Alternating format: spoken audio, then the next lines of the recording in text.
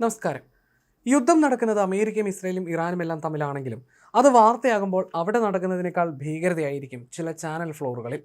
മരണത്തെ പോലും വിറ്റ് കാശാക്കുന്നുവെന്ന വിമർശനങ്ങൾ മലയാള മാധ്യമങ്ങളുടെ കാര്യത്തിൽ ചിലപ്പോഴെങ്കിലും സത്യമെന്ന് തോന്നിപ്പോകുന്നത് ഇത്തരം സാഹചര്യങ്ങളിലാണ്. ഈ ഒരാഴ്ച കൊണ്ട് പല ചാനലുകളും അക്ഷരാർത്ഥത്തിൽ ഭീതി പടർത്തുക തന്നെയായിരുന്നു. സഹികെട്ട് ചിലരെങ്കിലും ചാനൽ ഓഫീസുകളിൽ വിളിച്ച് തെറി പറയുന്ന ക്ലിപ്പുകൾ സോഷ്യൽ മീഡിയയിൽ ഇപ്പോഴും പ്രചരിക്കുന്നുണ്ട്. അതിലേറെ പഴികേട്ടതാട്ടെ റിപ്പോർട്ടർ ചാനൽ തന്നെയാണ്. റേറ്റിംഗ് പോയിന്റുകൾക്ക് പിന്നാലെ പായുമ്പോൾ പലപ്പോഴും വസ്തുതാപരമായ റിപ്പോർട്ടിങ്ങിനേക്കാൾ പ്രാധാന്യം നൽകുന്നത് ബ്രേക്കിംഗ് ന്യൂസ് എന്ന നിലയിലുള്ള അമിത പ്രചരണങ്ങൾക്കാണ്. അതിൻ്റെ കൂടെ ബോംബ് പൊട്ടിക്കുന്ന ശബ്ദവും ഗ്രാഫിക്സും കൂടിയാകുമ്പോൾ പറയുകയും വേണ്ട.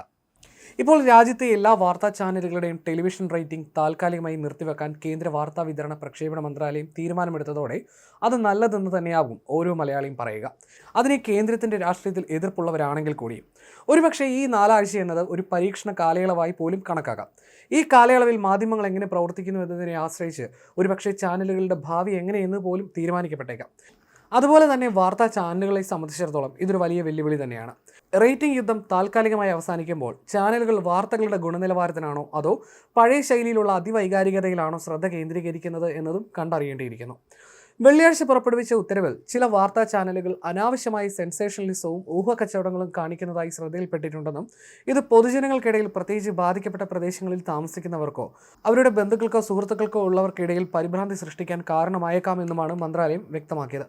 പൊതു താൽപര്യം മുൻനിർത്തിയാണ് ഈ നടപടിയെന്ന് മന്ത്രാലയം വ്യക്തമാക്കുന്നുണ്ടെങ്കിലും ഏതെങ്കിലും ഒരു പ്രത്യേക ചാനലിൻ്റെ പേര് ഈ നിർദ്ദേശത്തിൽ പരാമർശിച്ചിട്ടില്ല എന്നതും ശ്രദ്ധേയമാണ്.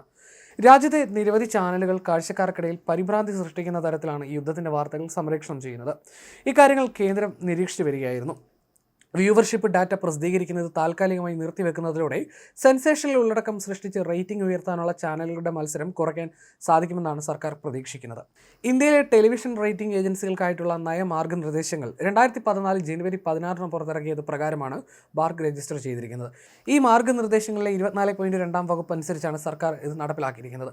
ഈ വകുപ്പ് അനുസരിച്ച് മന്ത്രാലയം കാലാകാലങ്ങളിൽ പുറപ്പെടുവിക്കുന്ന എല്ലാ ഉത്തരവുകളും നിയന്ത്രണങ്ങളും മാർഗ്ഗനിർദ്ദേശങ്ങളും പാലിക്കാൻ ബാർക്ക് പോലുള്ള കമ്പനികൾക്ക് ബാധ്യതയുണ്ട്. ഇത് TRP സംവിധാനത്തിൽ നേരിട്ട് ഇടപെടാൻ മന്ത്രാലയത്തിന് നിയമപരമായ ഒരു അധികാരം നൽകുന്ന സുപ്രധാന വ്യവസ്ഥ കൂടിയാണ്. പ്രേക്ഷകരുടെ എണ്ണം വിലയിരുത്തുന്നതിനും പരസ്യ നിരക്കുകൾ നിശ്ചയിക്കുന്നതിനും ബ്രോഡ്കാസ്റ്റർമാരും പരസ്യം ചെയ്യുന്നവരും വ്യാപകമായി ഉപയോഗിക്കുന്ന പ്രധാനപ്പെട്ട അളവുകോലാണ് TRP. ഒരു ചാനലിൻ്റെ ജനപ്രീതിയും പ്രേക്ഷക സ്വാധീനവും ഇത് വ്യക്തമാക്കും. TRP നിർത്തിവെച്ചാൽ അത് വാർത്താ ചാനലുകളുടെ നിലനിൽപ്പിനെ സാരമായി ബാധിക്കുമെന്ന് പറയേണ്ടുന്ന കാര്യമില്ല. പരസ്യം നേടുന്നതിനും എതിരാളികളുമായി തങ്ങളുടെ പ്രേക്ഷകരുടെ എണ്ണം താരതമ്യം ചെയ്യുന്നതിനും ചാനലുകൾ ഉപയോഗിക്കുന്ന ഒരു ഉപാധി കൂടിയാണിത്. അത്തരമൊരു കണക്ക് ഇല്ലാതായാൽ അത് പരസ്യ വരുമാനത്തെ കാര്യമായി ബാധിക്കുമെന്നും ചാനലുകൾക്കിടയിൽ വലിയ മത്സരത്തിന് വഴിതെളിക്കുമെന്നും ബാർക്കിൻ്റെ CEO നകുൽ ചോപ്രയ്ക്ക് അയച്ച ഔദ്യോഗിക നിർദ്ദേശത്തിൽ ഇസ്രയേൽ ഇറാൻ സംഘർഷത്തിനിടയിൽ ചില TV വാർത്താ ചാനലുകൾ അനാവശ്യമായി പരിഭ്രാന്തിയും ഊഹാപോഹങ്ങളും വളർത്തുന്നതും പൊതുജനങ്ങളിൽ പ്രത്യേകിച്ച് ബാധിത പ്രദേശങ്ങളിലുള്ളവരുടെ സുഹൃത്തുക്കളോ കുടുംബാംഗങ്ങളോ ഉള്ളവരിൽ പരിഭ്രാന്തി സൃഷ്ടിക്കാൻ സാധ്യതയുണ്ടെന്നും മന്ത്രാലയം ചൂണ്ടിക്കാട്ടുന്നുണ്ട്. വർഷങ്ങൾക്ക് മുമ്പും സമാനമായ ഒരു സാഹചര്യം ഉടലെടുത്തിരുന്നു. 2020 അത്.